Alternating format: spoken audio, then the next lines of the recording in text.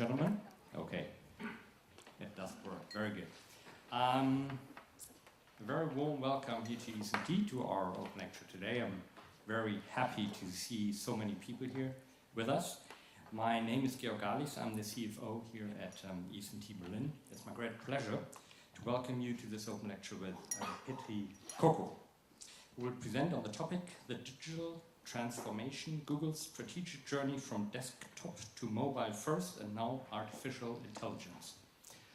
I must admit it's not so easy to express that, but I'm very much looking forward to hearing your remarks.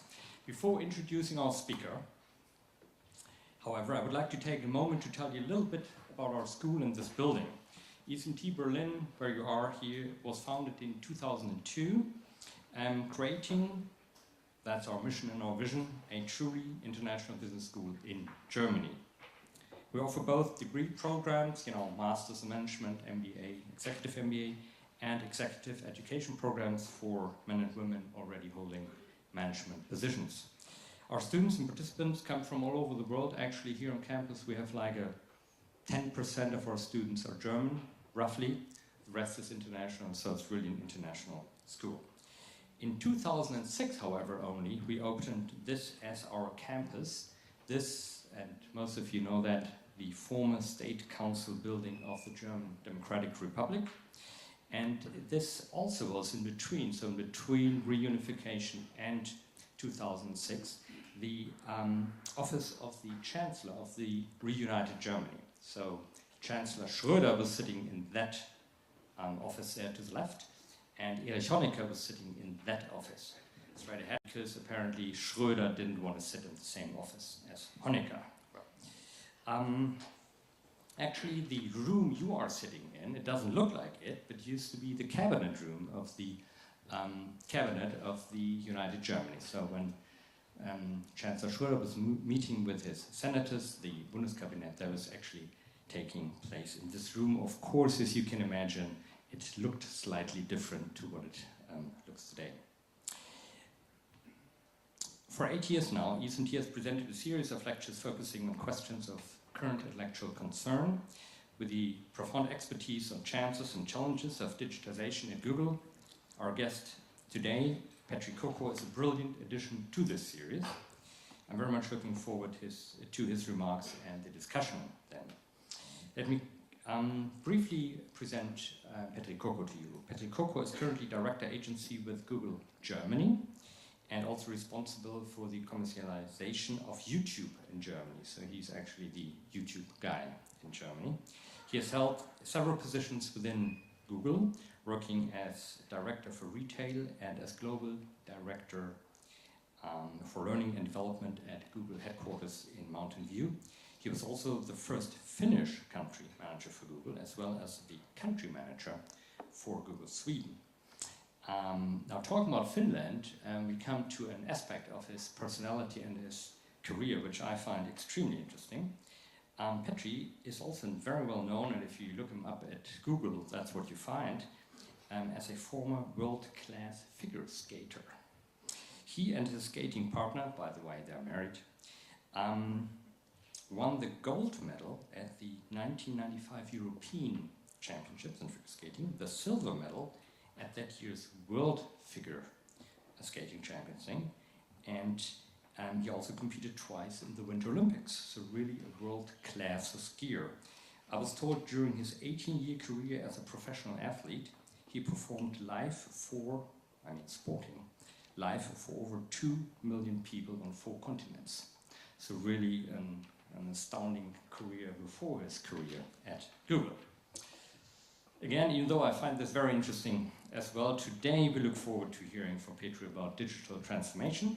Today's lecture will be moderated, and thanks very much indeed for that, by Dr. Reinhard Müller, Senior Editor at Frankfurter Allgemeine Zeitung. Before I pass the stage to Mr. Kokko, I would like to thank our media partners, Der Tagesspiegel and the Manager magazine. Please join me in extending a warm welcome to Petri. We're happy to have you here. The stage is yours.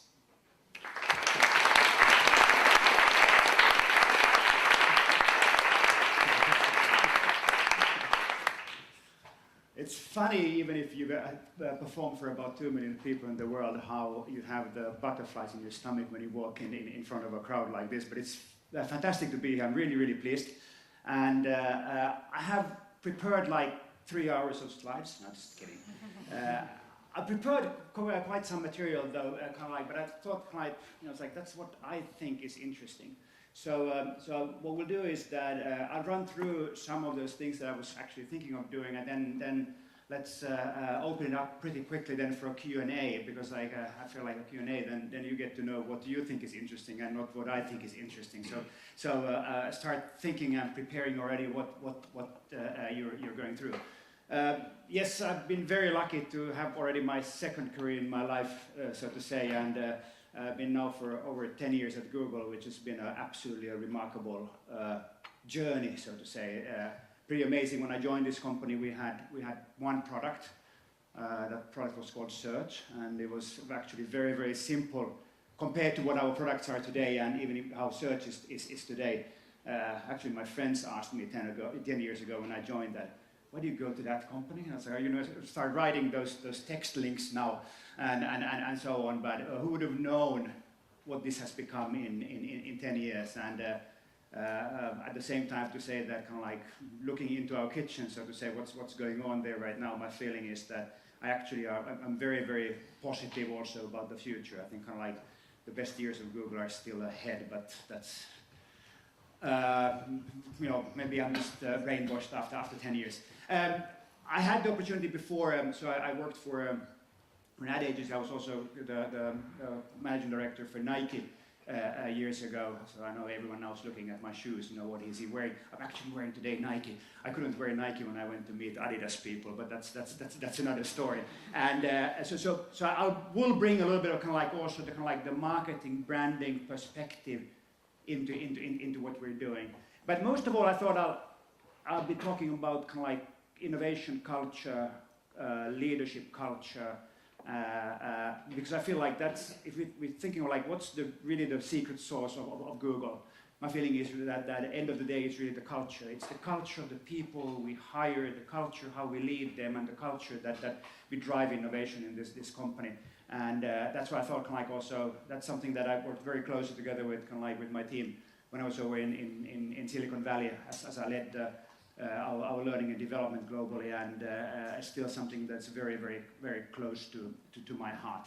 But let's I change a little bit. Where do we are? Oh, you don't see my beautiful slides yet. I suppose you will soon. So I shifted a little bit, because I think what's so remarkable about the world we're heading right now is really it's becoming the internet for everyone, and not just the ones who can afford an expensive computer or even an expensive smartphone, but how that is spreading across the world and really scaling and changing societies as we go. And I'll just jump in there. And the key thing actually here is this thing. It's I come from a country with one of the pioneers in mobile phones, and at the same time they didn't see how the world was shifting. Obviously, I'm referring to Nokia, and it's actually quite remarkable what we've seen in the last few years, and very much goes back to also, I think, the visionary view of our founders, who acquired a company called Android from a gentleman called Andy Rubin, who also then worked for us to more or less build an operating system that we have been since delivering for free across the world, and everyone can actually use that. And that has really democratized the way we're looking. And not only that, it's if you look at these devices today, and especially when we start then connecting them to the cloud and so on, we actually through that not only have access to all the information in the world, as is one of the missions of Google. At the same time, we actually have access to the best machine learning in the world. We have the access to the best data banks. We have the access to videos and so on. And that's actually one of those. And the only thing you require is perhaps, this is a bit more expensive, but a $50 phone and a network connection. And talking about scalability and talking about that revolution, it's pretty amazing. YouTube I already mentioned as one of those key things, and I had to put in a YouTube slide here as I'm also, it's not only in Germany in charge of the monetization, but all of Central Europe, and that's also a part that has really drastically changed what we're doing. I joined Google almost 11 years ago, and shortly after I joined, we acquired a company called YouTube for 1.3 billion at the time, and every single one thought that we were absolutely insane, and probably we were. We didn't even know how to monetize these things. There were a lot of discussion about, so what about all the copyright issues that are coming your way and so on, and it's like, it must be absolutely crazy to do this. If you look at kind of like what YouTube has become today, and has really become kind of like for I see some people that don't have as much gray here as I have, and especially if I look at, for example, my kids who are 14 and 15, YouTube has really become their platform for entertainment. The day they move away from home, and I hope it doesn't happen very, very soon, as I suppose every parent would do, I don't think they want to buy a TV. And the truth is that kind of like all of their entertainment and videos and so on actually comes through, again, a small device and connected to YouTube. And we're really, really pleased with how the YouTube is also developing. So the key thing here really is that we believe, like, as one of the missions that we've also had is that we want to make information accessible and useful for everyone on this planet. And that is actually one of those key things, and we're seeing how now, especially through the mobile phones, how that is spreading. We're probably having, what, 3 billion mobile phones today in the world. We'll have, by 2020, we'll have almost every single person in the world will be connected. And we'll probably have around 25 billion connected devices pretty soon there. It just kind of like shows the scale of things that where we're going. And it's actually also for businesses interesting. I had the opportunity to meet Ilkka Paananen a while ago, a fellow Finn. You probably don't know Ilkka Paananen. Ilkka Paananen is the founder and the owner of a company called Supercell. Does that ring a bell for anyone? Supercell? Well, they only do about 1.5 billion in revenue with 150 people. Well, do you know games like Clash of Clans or so now kind of like that's what these guys are doing. We thought Google was profitable until we heard the numbers that these guys are doing, and these guys more or less kind of like with their 150 people, they more or less built a global business with almost 1 billion downloads for their games, and again, thanks to a platform, it's been possible for kind of businesses like this to really strive. And there are many businesses like that can like has really done an amazing job there. I'm looking at My Taxi in this country. It's interesting also that what was required for a My Taxi to actually exist. Well, first of all, that we're connected everywhere, and we can connect the cab drivers, obviously, to have free maps, GPS, and through that connection, we can actually build a business like that. And someone asked, well, why didn't My Taxi exist 10 years ago? Well, it's just that infrastructure wasn't there. And the way we can kind of like scale these things very, very quickly is absolutely remarkable. This is what it looked like just a few years ago at Google when we were testing our products on various mobile phones. This is a rack, and these were like full of mobile phones.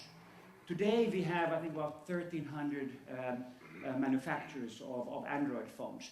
And yes, we all know that there is diversity between the different versions and so on, and it's not always plug and play.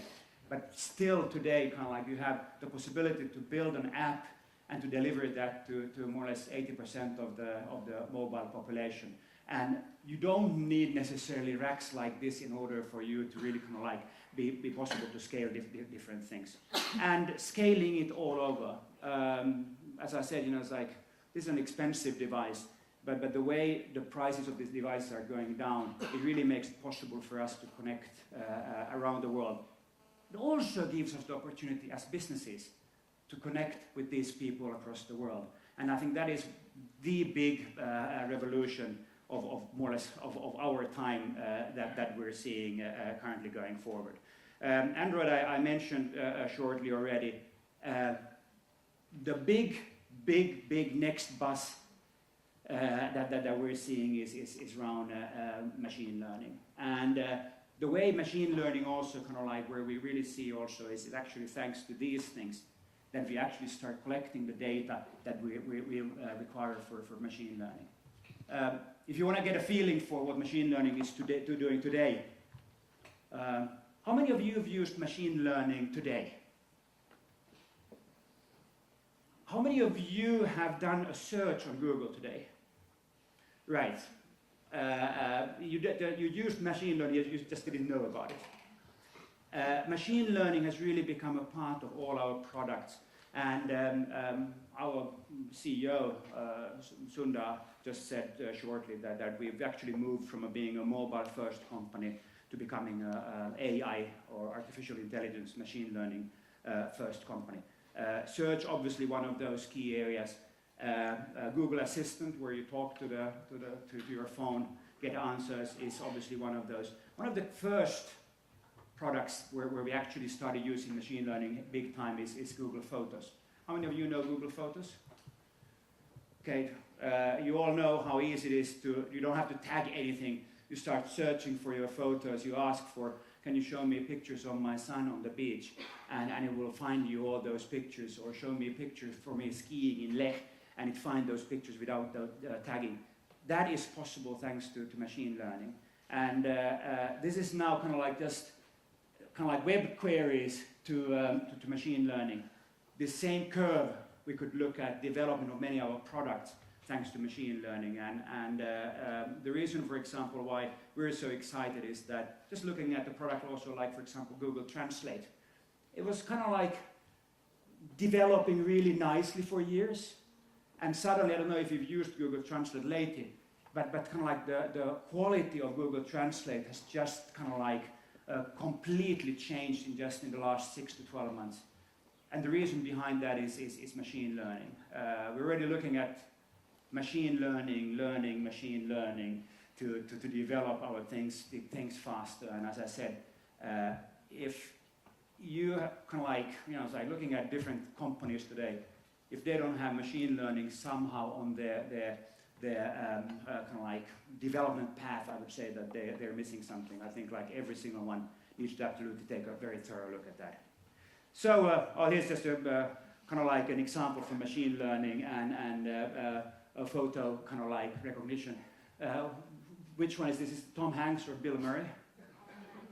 So how many of you think this is Tom Hanks?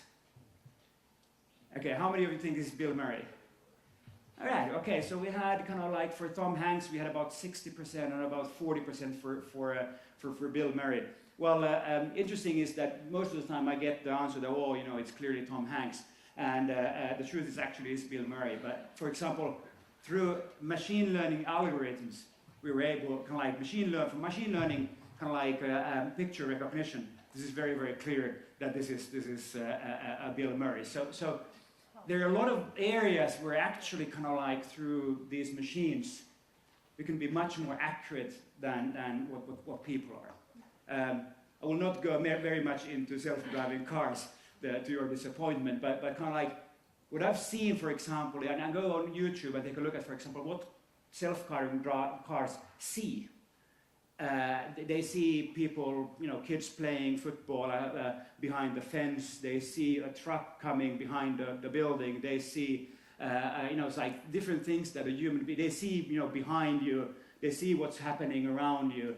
It's like when you see those videos of what a self-driving car can see around you and what they look at from data, you will ask yourself that, will we be allowed to drive a car at all any longer as human beings? And I think it really kind of like shows also the amount of data that we can be looking into going forward. Let me then go into innovation. Because as I said, I think this is, end of the day, the key thing. It's like we can show you various wonderful things, but I think like the key thing here is still kind of like how do we drive innovation in this world? And like looking at Google today, it's absolutely remarkable kind of like that we're still growing by over 20% year on year on top line with the size that we are. There's no one, no other company in the world that comes close to that with our size. And we want to believe this very much comes back to this. This picture is actually from my home country. This picture is from, we have a big data center in Hamina in my, kind of like on the south coast of Finland. And these are kind of like pipes that are bringing in seawater and sweet water to cool down kind of like the data center over there. It used to be an old paper mill that we transformed into recycled, so to say, to become a data center. So but I just kind of like, I thought, bringing something also from my home country in here. Innovation, more or less kind of like about creating value. And if you look at kind of like also, I mentioned this earlier, I joined Google here. And we see kind of like how things are developed, and there's a lot of products also here that we don't have any longer today. But kind of like how do we drive innovation and new products all the time is pretty remarkable. Do you know all what these are? There's a few of also that don't exist any longer. Like for example, you know what that is? That's Google Wave that we thought that would revolutionize Gmail. It was a way for us to look at kind of like, so if Gmail would, or like email would be developed today, what it would look like. Here is obviously Daydream and also Cardboard. Nest is a way for us to look at kind of like our kind of like, connecting the home with IoT in our homes. And then the machine learning thing is up there to the left as well, and various things. And this is just a little view into the world where we're heading. And there are actually 3 areas that we believe that are absolutely key, and key areas also for us as leaders to take a thorough look at. First of all, that innovation is actually a part of our culture. It's not that we have an R&D department somewhere. Yes, we have kind of like, our X department that really goes with our moonshot, but still, innovation really is key to what we're doing. Focusing on problem solving, looking at, and I will go deeper into all these areas, and then really kind of like scaling through some of our open platforms. Let me just look at innovation as culture. The key thing, I think, what I would say here is that innovation is not something that just someone who is innovative in a company does. We are all, and we call ourselves Googlers, we are all responsible for innovation daily. And it doesn't matter if you're the one who works in one of our wonderful cafes, or you're working on the latest product, or you work on some processes, or you work on the YouTube back end to help us deal with videos from terrorists, for example. There is always areas where we more or less kind of like where we want to be innovating. And there are a few other things here that we also kind of like brought. I'm sure quite a few of you have heard of our 20% projects. I usually say it is like, it's like when you work in this company, there are more like 120% projects. So it's like you do your job and then you do also the 20% project. But still, it's a way for us more or less to give our kind of like people the possibility to develop various things kind of like beyond on what they're just doing in their daily jobs. A lot of our products, Gmail is one of them, Google Earth partly is one of them, are areas that actually came from a 20% project. So kind of like giving the people the space, the resources, and the possibility to do various projects is key. Cardboard is a 20% project. And that was a way, it's like I said earlier, internet for everyone. It was some of our competitors brought out kind of like a VR kind of like device, I think cost like $1,000 or something, and then some of our engineers before one of our I/O developer conferences said, let's why don't we just create one from cardboard? And it was kind of like partly an internal joke to start with, and it has really become a way for us to experiment with VR going forward. And that was, as an example, one of those 20% projects. It's interesting sometimes that when you listen to people and you kind of like, when you look at Google from outside, it seems like you're a very secretive company. At the same time, internally, we're really trying to share absolutely as much as we can. It starts with kind of like, for example, Google Docs. The default for all our Google Docs internally is that they are open. So anybody can go in to take a look at anything. Well, anything is maybe with a kind of like a restriction that obviously knows, like if there are HR records or stuff like around your health or your salaries and stuff like that. So there obviously are things that we're not completely open. But let's say so that our code, if you start as an engineer tomorrow you can start already looking at kind of like, for example, the code across all our products and look at kind of like, is there anything that you can take from there, for example, into your project? Is there something you think you can do better? At the same time, also it's like also how we share our strategies and so on is something that I think is pretty remarkable. For example, Eric Schmidt, the chairman of our supervisory board, the presentation he shares with our supervisory board every quarter, he shares that same presentation to every single Googler across the world, also every quarter, because I feel like, it's like, we can't make strategic decisions in which way we're going if we don't have that information. So that's why we have a very, very open culture internally. And looking at the culture, I also think it's also surprises me always how few leaks we have end of the day. So yes, there have been a few leaks every now and then, but if you look at kind of like the size of what we are, the amount of leaks we have end of day is very little. And it actually comes back to that we also very much respect the culture. It's actually very, very cool to know what's going on all levels of the company. And I think like that's one of those key things. There's TGIF. Thank God it's Friday. This is a picture from one of our TGIFs. TGIF is something that started years ago already with our founders. And in the beginning, it was 10 people plus our founder, and they had beer and pizza at the end of the week on Fridays and discussing what actually are we doing. And we've continued that since those founding days. And currently, nowadays it's Thursday for us to be able to get APAC or Asia also joining. But every Thursday out of one of the cafes in Mountain View, our founders still every Thursday stand on the stage like this. And then we discuss what's going on, what has happened this week, what are we developing, what are different things. And also kind of like the openness of Q&A that we have in those meetings surprises me every single time. And what you see here is these are what we call nooglers. So I said, it's like we call people, employees of Google are called Googlers, and if you're new to Google, then we call you noogler.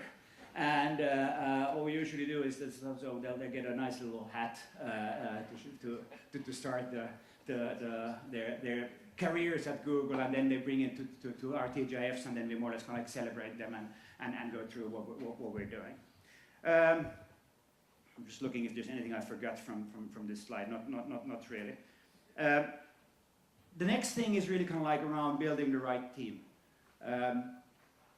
We are a very kind of like not very centralized as a company, except for two areas: product development and hiring. Still a few years ago, Larry Page, our CEO at the time, would go through every single pack of a candidate that we would hire. Now we spread out that a little bit. So for example, I sit on our EMEA hiring committee, and what it means is that we're about 10 of my colleagues, and I get to look at every single hiring pack. So hiring pack being their CV, the interview feedback that we had, and a hire recommendation for every single person we hire in EMEA. And the key thing here is really to make sure that we only hire the best out of the best. And because like end of the day, we feel like that's really kind of like we need to have the best people in order to drive the innovation. Do you know how many job applications we get every year? What do you think? 50,000. 50,000? Someone here said millions. Can you specify? 1.5 million offered. Anybody? Well, you won't come up with it, but it's like we got last year about 3.2 million kind of like CVs, so job applications. So obviously we are also in a fantastic situation that we have the opportunity to really choose the best people out there, and that really helps us in many ways.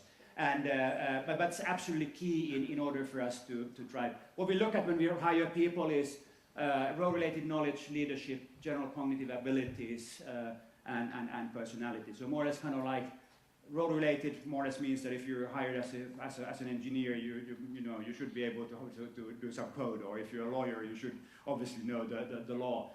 Leadership, we believe in that should be with every single person that we hire, even directly from universities. We feel like leadership to transform the world is key.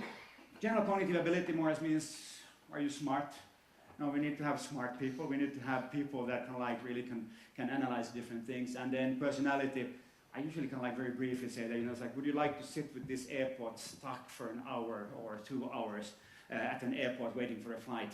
And if your answer is yes, then probably that person has a good personality going forward. And then around team building, there are a few areas. One thing that we're very much looking in lately is psychological safety, meaning that we expect from our leaders to build an inclusive, diverse team around them, so that we can where everyone can bring their best every day to the job, and not feel like I'm driving with my handbrake on. It's like I'm working with that jerk. What should I be doing? No, can you bring your best into your work every single day? Never fail to fail. This is obviously a very Silicon Valley more or less culture, but there are quite a few of our more or less not only products, but have it's like we've looked at them and then maybe also say it didn't work. This is obviously one of them. I thought it was pretty cool until someone said, "Oh, are you a glass hole?" So this is obviously Google Glass that we had a while ago. Again, many of these then we do learn for our next project. So for example, Google Docs have many areas, for example, when you can see what people are writing at the same time as you are. Actually comes from Google Wave that we killed already quite a few years ago. And we're not afraid of killing projects. Actually, it's sometimes quite difficult where some people really passionately worked on something and then just kill them. But we need to be able to kill enough projects to have enough of new projects coming up. Focus on problem solving, know the user is in this area absolutely key. And this I wanted to use a little bit time of also of thinking 10x. This is a picture of one of our balloons that we're bringing more or less online connectivity to remote areas. Why I thought this brought in 10x here is that we urged people to think really 10x, so not just an incremental change of 10%. If you want to do an incremental change of 10% to bringing internet to the world, what would you do? Probably pull a few more cables. And it's like, let's really push it and bring more cables into these walls. If you want to bring the internet to the entire population of the world, it doesn't work that way. You just can't incrementally a little bit change what you're doing. You really need to be thinking another way, and that's why we're very much pushing all our people to think beyond just the incremental change. But really so how would this be done differently as we go forward? Prototype a lot. This is a prototype of some of our Google Glass and what we're doing. Prototype also really early. So I'm also, we call it dog fooding. I have quite a lot of, you wouldn't believe what kind of products I have on this thing here. And most of them just crashes regularly. But we get information of that. We see how people use them. And the earlier we can prototype, and we even sometimes talk about pretotyping, that can you do things before you actually even build a prototype is key. Test and iterate, I more or less mentioned. Building open platforms around ecosystems to really scale different things is part of more or less our DNA. And making, kind of like, for example, now with machine learning, we're opening up machine learning for anybody to use. So it's not just kind of like a proprietary technology that we're using ourselves. We're really opening it up so that we kind of like drive innovation through that. I'm just jumping here. And fostering the community, that's a part of that developer side. And early enough shared various things with the world. That was about culture and where we're heading. And I'm looking at kind of like the time, and I'm looking at my hosts here. They're probably like, can you shut up pretty quickly because we want to get into questioning. But I just felt like, it's like, I don't know if you found it interesting, but I thought like that whole part of the culture and how we drive innovation is kind of like probably more interesting and more important than kind of like what can we do with Google Assistant going forward. Should we start doing some Q&As?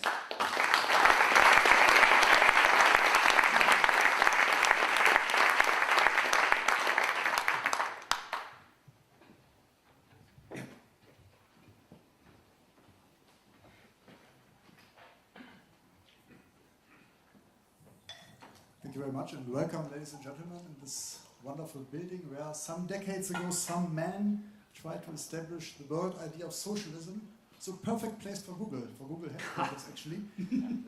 Thank you very much for this impressive journey. When will you be replaced by a robot? When I will be replaced? I think a lot of the routine, boring stuff I'm doing will probably be replaced pretty quickly. I hope, and I don't think I will be completely replaced myself. So there will always be stuff going on. But I do think that it is something we definitely kind of like also really need to take a very thorough look at, kind of like, because there will be a huge shift in our societies around things that kind of like what we're doing today, what we will be doing tomorrow. I have the wonderful opportunity to also to be on the supervisory board of the Finnish Post. Obviously a logistics company. There's a lot of people there with hardly any education, driving trucks and driving forklifts and so on. I think it's a very serious concern is that kind of like what will all these people be doing in a few years' time, because it's like if we have self-driving trucks and self-driving kind of like warehouses and so on, the question is like, well, what will we be doing? But it's I mean I have an answer to that, but it's like I think it's something that we all need to be thinking very thoroughly going forward, because this change is very, very fast. You were talking about openness and that you share everything, but there's a lot of criticism towards Google about personal data. Mm-hmm. So you may share your internal information, but what about the data of your customers? Because Google is not for free. We pay with our personal information. Yeah. Gather that information. What are you doing with it? Well, first of all, I think kind of like it's a wonderful way for through advertising for us to be able to give amazing products for free to our users. What comes to data, how many of you are aware of my Google, so our dashboard? Are you aware of yeah, I see a few of you. I think all of you, when you log into Google next time, you should go and take a look at kind of like your dashboard, because that's where you actually see all the data that Google has collected from you. You can change that data, you can delete it, you can move it, and I think kind of like one of those things that we can really delete it. You can completely delete it, yes, and obviously it's like we have to kind of like if our partners or users want to delete it, absolutely have to delete it. So, but I think like the key thing here is that, and this might be a very liberalistic view on the world, but we strongly believe that you should have the access to that data, and be able then also to really change and delete and move the data. So it's like if you want to move all your photos from our service, it's more as there's one button that you can download all the photos that you have there, all your emails that you have there, and so on. Obviously, it's becoming a big chunk. But absolutely you can do it. And I think like you should all take a look at the Google dashboard. It's interesting also that dashboard's actually been developed here in Germany. So we have a big engineering center in Munich, and obviously I think like we have the most privacy sophisticated users in the world in this country. So we decided, well, this is the place where we then need to also develop those levers, and that's what we and those products, and that's why they've been developed in this country, and we're very proud of it. You're talking about the world. The world is not enough, but the world consists of states, and states. That was James Bond, by the way. I know. yeah. I quoted. But the world consists of states with their national orders, national traditions, national legal orders. The European Union is also a legal order. Yeah. And you are, how's your attitude to, for example, intellectual property law? I mean, you work with, for example, our contents, the contents of the Frankfurter Allgemeine Zeitung. You work with the contents of authors of books, and you sell those contents, make money out of our intellectual property. And I mean, that's a fundamental law. Intellectual property is a fundamental law. It's a human right, you might say. And it seems to me, and to governments in Europe, for example, that Google is violating those fundamental rights. Well, first of all, kind of like it's still kind of like to be decided if the kind of like your last argument there. At the same time, we partner very closely together also with your company and with many publishers in this part of, well, actually around the world, but also in Europe. And not only are we bringing a lot of traffic to those sites, but also kind of like we're also helping monetize those, building innovation, helping build faster mobile sites and so on. So I think kind of like it's like the world is changing very very rapidly, and we're very quickly moving away from a world that's been just one way. And I think through partnerships is probably the best way for us to be able to kind of like support each other and make sure that there is a thriving ecosystem around many things. So yes, we actually also monetize, and we pay a lot of kind of like and help monetize those content. So it's not just a one-way street. Or would you suggest that there is no room anymore in your world for intellectual property, that everything should be shared for free? No, and we see a lot of different business models currently around intellectual properties. We see subscription models, we see various paywall models, and so on. And it's absolutely the right way to really be experimenting, looking at kind of like what's the way of doing it. I'm really happy to pay for my $9.99 for Spotify every month in order to get kind of like all that information, and there's many different ways of looking at these things. So I don't think I think we're far away from the notion that everything on the internet is for free. We're not there any longer. We might have been there 5-6 years ago. We're not there any longer. We're seeing various kind of business models coming up. I think also kind of like gaming is a good example of kind of like content that has been able to really monetize that very well. So we moved from the beginning from models kind of like advertising-based models to kind of like in-game purchases and so on.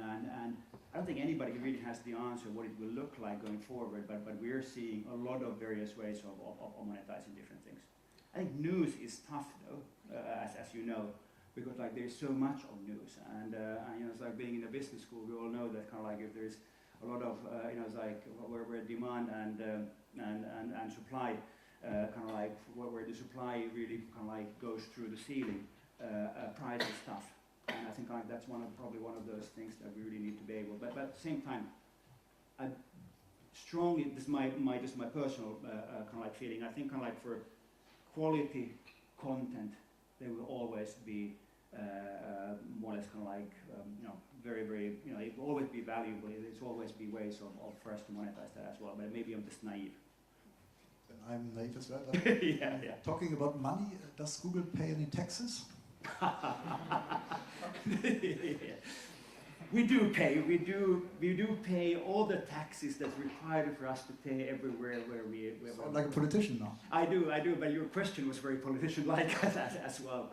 If I remember correctly, Apple, for example, makes a lot of money, for example, in Germany and pays 1% taxes in Ireland, for example, which sounds strange for the taxpayer, of course.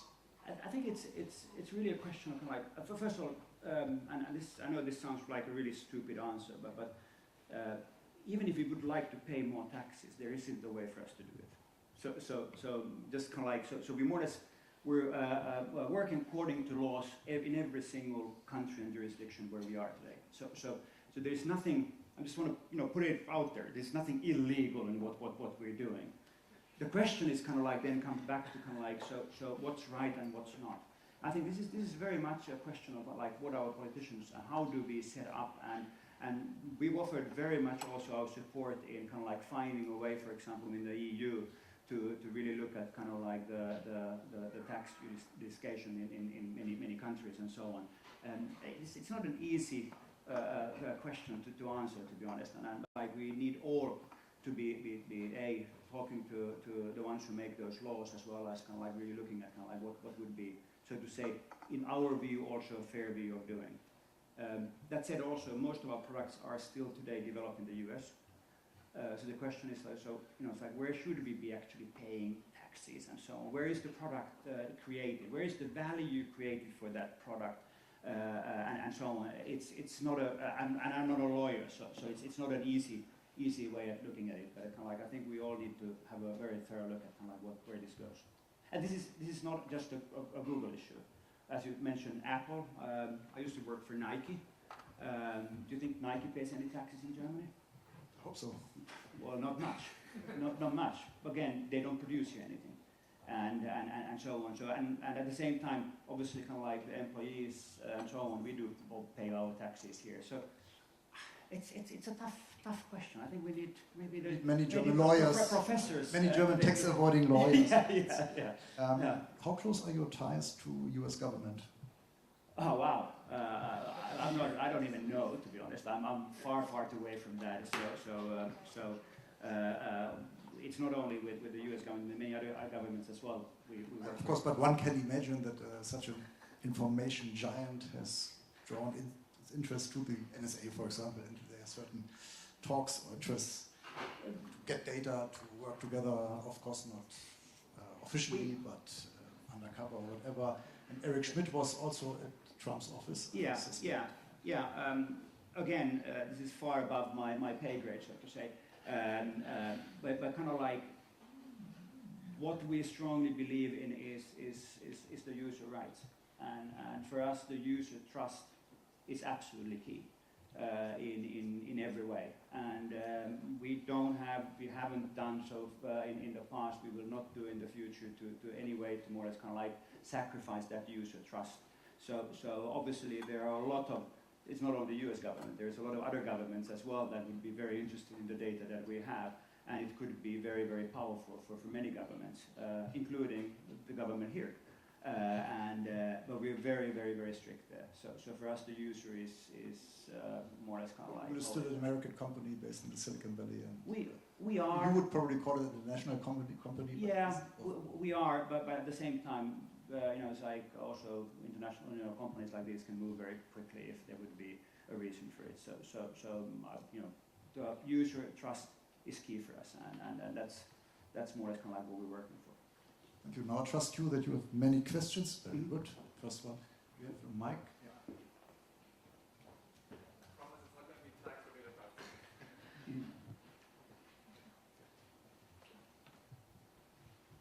Hi. Thanks for the talk. I wanted to point out the irony of us sitting in front of a giant Alexa poster out there.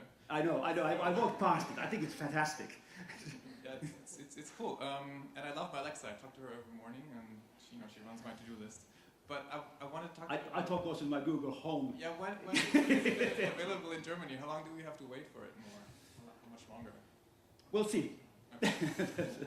But could you talk a little bit about how is AI going forward? So how will Google Home come into Germany? What's the strategy to compete with Alexa or Facebook's or all these AIs coming out?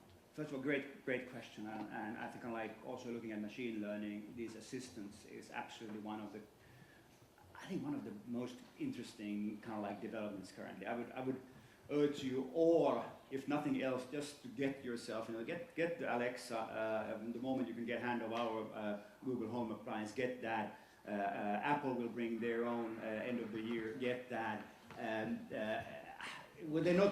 The Apple is a bit more expensive. Ours and the Alexa is not so much so expensive.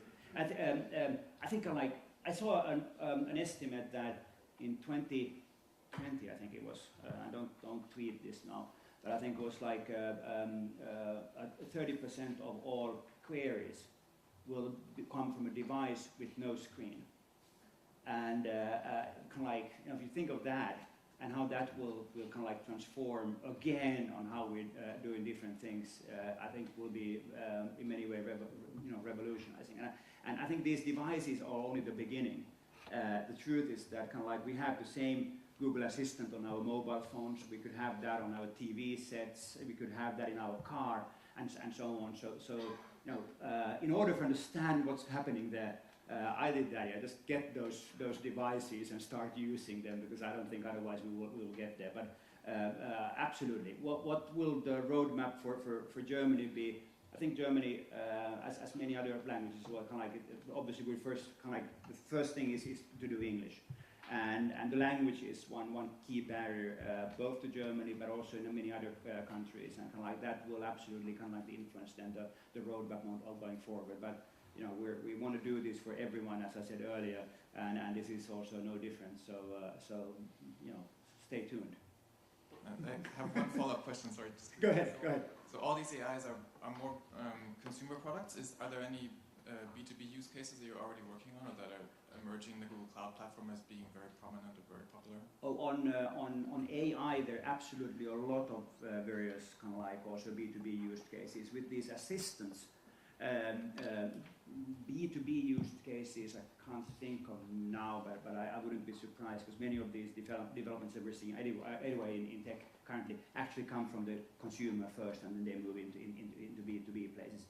Machine learning, there are a lot of various things, everything from healthcare to engineering through to kind of like various accounting things and so on. So there is a lot of different things that we see on the B2B side. Thank you. Yes, please.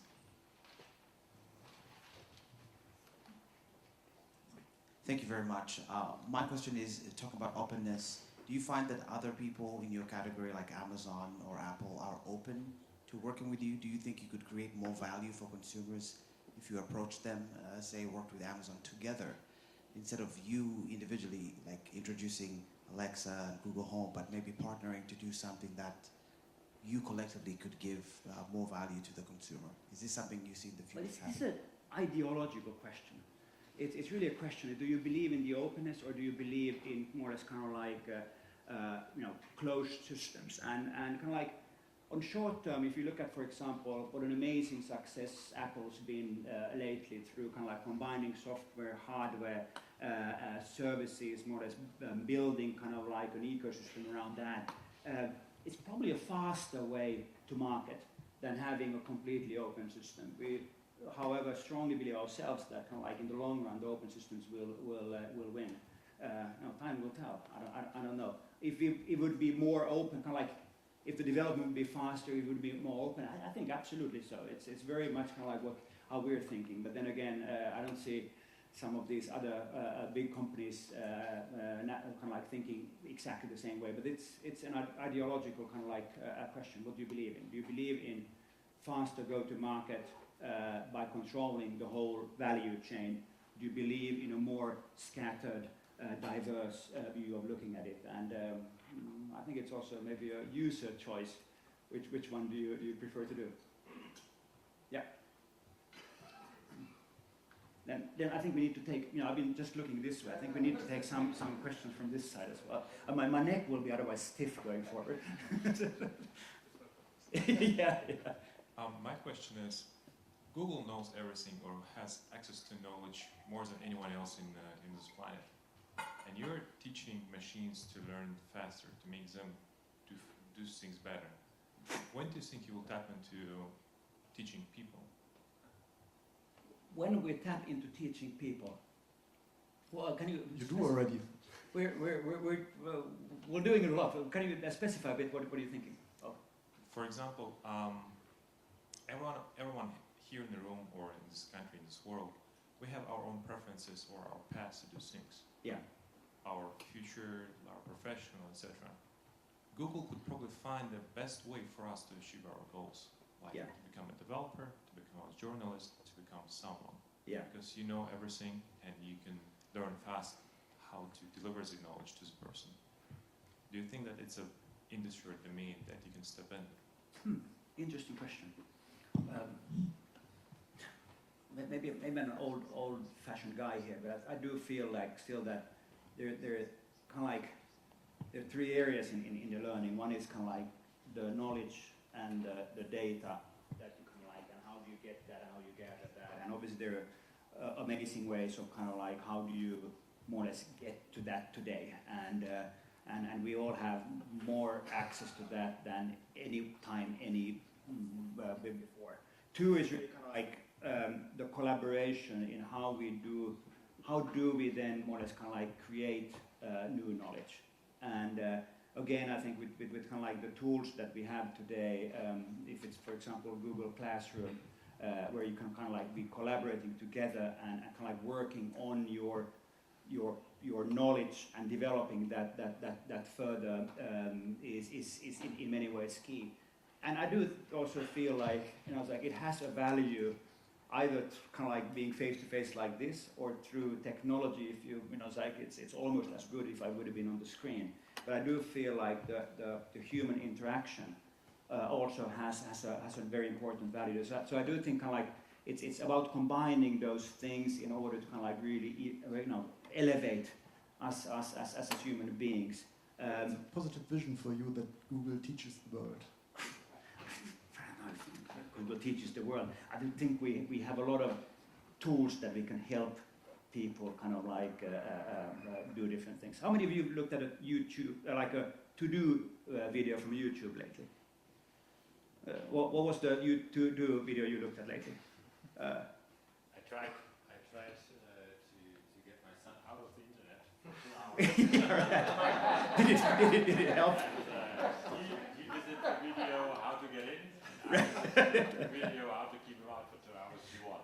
So, but I tried. But it's just kind of like it's interesting. Like to-do videos is one of the fastest growing type of videos on YouTube lately, and it's more or less learning.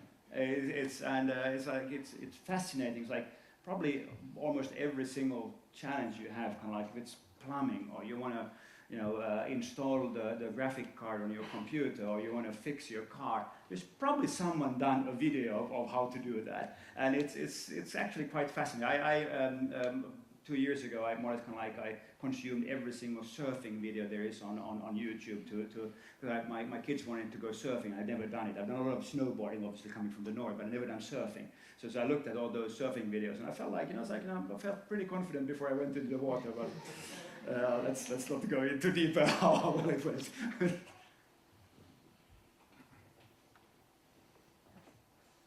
Actually, 3 questions. The first one is there any project, any vision maybe in Google to monetize us, like customers, like giving back some small amounts of money, because we giving you the data and obviously have a lot of concerns, maybe only in Germany, maybe around the world, and there are lots of startups coming up with these ideas at the time, as far as I know. So is there any project ongoing? First question. Second, I'd like to know just 1-2 sentences what Google agency is doing, because you're the director. Yeah.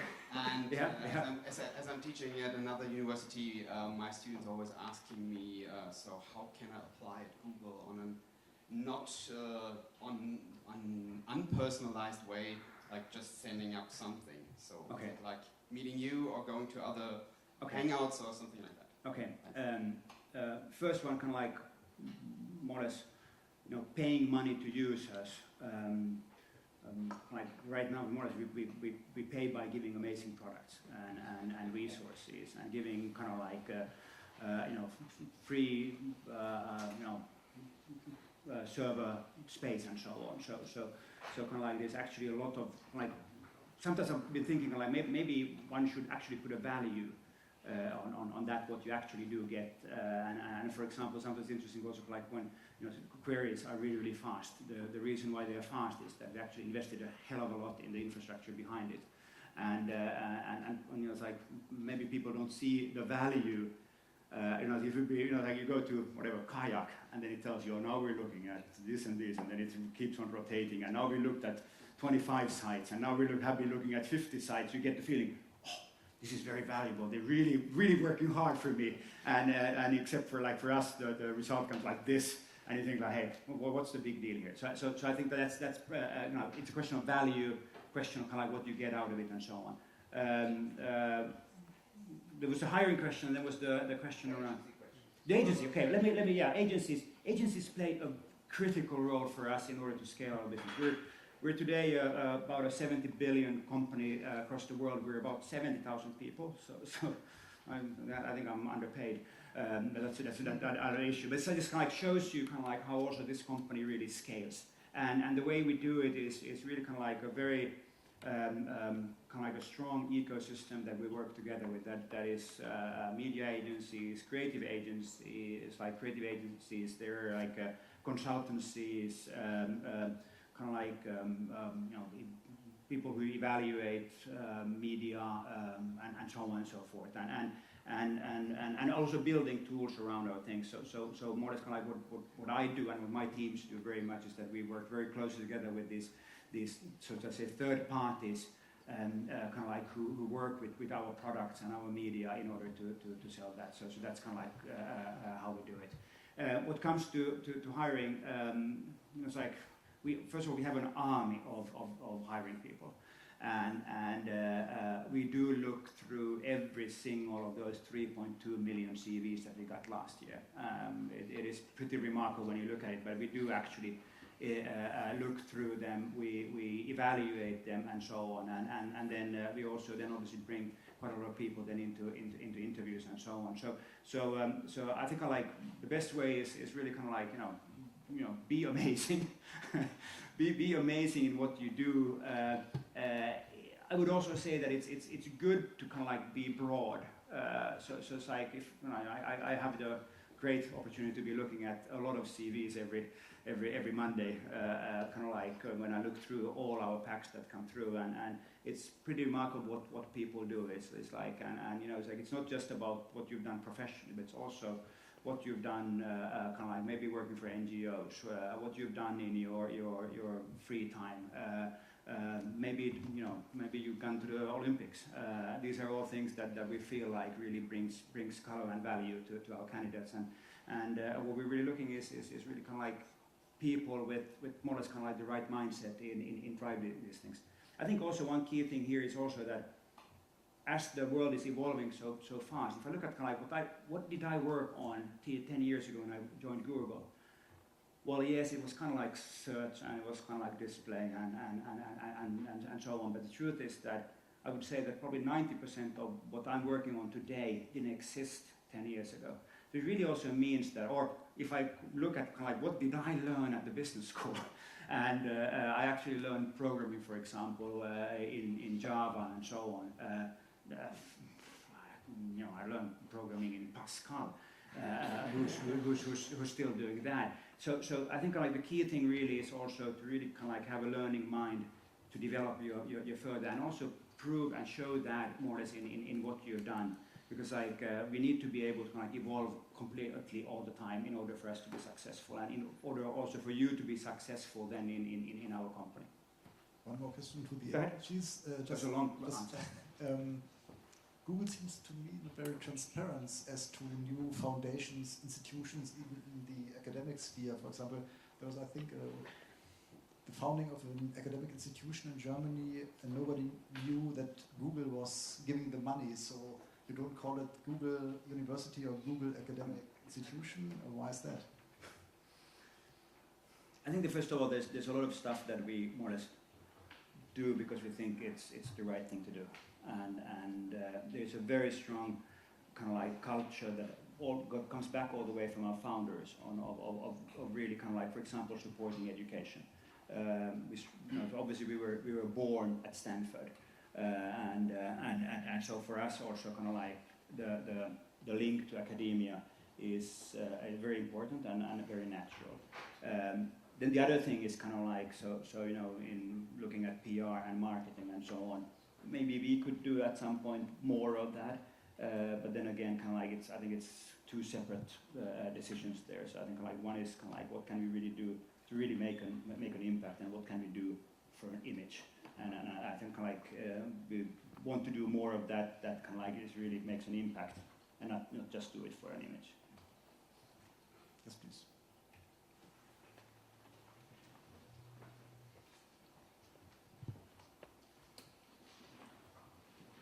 Hi, I'm an MBA student here at ESMT. Thanks for the talk, first of all.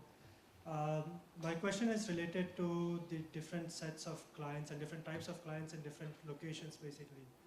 So in reference typically to your cloud services, how do you bridge the gap between the customer value perceptions, especially for your different clients and different locations? Because people in Europe might be sensitive to the security of the data, while people in Africa or Asia might be more price sensitive. Right. So how do you manage that gap for a particular service or a product? Well, first of all, kind of like if many of the pricings are really kind of like universal and global. If you kind of like look at just pricing, for example, of a cloud product. What then comes to pricing, for example, in advertising, in most of the time it's actually auction based. So it depends on very much on the demand of kind of like that space of advertising. So for example, there the higher the demand is. For example, in Germany, in November, when many people are changing their car insurances, for example, kind of like advertising for car insurances suddenly becomes really, really expensive. Then again, kind of like advertising for car insurances somewhere else where you wouldn't have that demand is not that expensive. So that actually pricing in advertising is actually goes very much through a pretty transparent auction.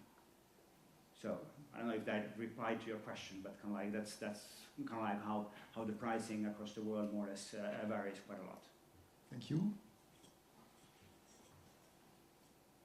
I'll just speak out loud. John Fogarasi, John Kennedy Atlantic 4. I have a question about entrepreneurship. Innovation's a really great place for it. Speak to us for a moment about what you see as the future of entrepreneurship innovation. You have so many models out there. You have Google, who wants to bring it in-house. Google, who wants to also attract more innovation. And then you have a decentralized, fragmented entrepreneurship everywhere, but still concentration in certain areas, like Berlin, like London, etc. Where's it going to be? Where's it going? Did you hear the question over here? I think I probably could have a lecture around that question. It's quite a wide question. First of all, I think like the transparency and the openness really drives innovation. So if you look at kind of like, we believe, that's again our belief, is kind of like through open platforms, like the Android platform or various other platforms, or using our machine learning and so on, we can really kind of like support innovation regardless of where it sits. So we believe strongly that kind of like openness is a way more or less to drive that thing, and I think Android is and for example, let's really dig deep in the, let's say, like both our Play Store and the iOS kind of like iTunes Store are probably kind of like two of the most scalable ways of driving innovation in this world today, where we can really see very quickly, for example, with games, how they can like spread out. I think that's one thing. I think the other thing is that in order to kind of like really kind of like and this is maybe a little bit of a Silicon Valley view as well, but it's to drive innovation, you actually do need the people to meet, and that's why we have these strong hubs. Silicon Valley obviously being one, Berlin being a strong one. I see that in Nordics, with Stockholm being a very strong one of those. We see some industries in Israel. We see some industries over in Asia, retail, for example, in China, and how that ecosystem is driving is pretty remarkable. But it seems like kind of like, and maybe that goes back to kind of like the good old Richard Florida's view of how innovation is created in cities, more or less, and when people meet. We need the interaction, and we need kind of like, I would even put it like the collisions of various people, kind of like, so from different parts of the world coming together, and that's why kind of like, it seems like it doesn't happen innovation doesn't happen in a vacuum somewhere, in a kind of like on the countryside. It's always a collaboration. And then the third thing I think is quite interesting is also kind of like today I think innovation is really democratized in that sense that still a few years ago it feels like you needed to have a lot of capital and resource in order to kind of like innovate. And that's why it happened very much in big corporations, because they had the resources to do it. And today, kind of like, it's like in many cases, you don't really need a lot of resources to bring even new products to especially in our industry, into the market, which kind of like the WhatsApps of this world, for example, show. So kind of like, it's really kind of like, it's both, it's not that much any longer kind of like, do you have the resources to do it? It's just kind of like, do you have the talent, and do you have the culture, and do you have the speed to bring those things to market? So I don't know if I answered your question, but it's really platforms, people coming together, and kind of like no need for resources, which really kind of like spreads out innovation. Final question, you were talking very much about YouTube and entertainment, yeah, and telling us rightly so that news, for example, cannot be sold anymore. So don't take it personally. No, just no, I know what you mean. Yes, because you know it. But is that the future? Entertainment, a world of entertainment, videos, Google as an entertainment company, politics becoming less important? We're very much a tech company, and even YouTube is a very strong platform. Yes, we're now also starting to, in the US, we're starting to produce content for YouTube, but by the end of the day, still kind of like we're, like, I don't know how many thousand engineers we have. So end of the, we're still a very, very, very strong a tech company that drives different things. And also on YouTube, it's actually the tech side that really kind of like currently still really drives in that sense the usage, that it's a fast platform. I think in my opinion, one of the key reasons why YouTube is so successful is that it's very fast. You don't have to wait for ages for it to load. And also there's a lot of innovation around VR, around different ad placements, around shoppable ads, and so on. That's been driven there. So in my opinion, we continue in VR, and we continue to be very much a tech-driven company. Thank you very much. I hope we meet again in 5 years, and maybe. Oh, that would be fascinating. And the headquarters are based here then, and in a traditional place. And thanks all for coming. It's fascinating to be here, and good luck, and drive culture.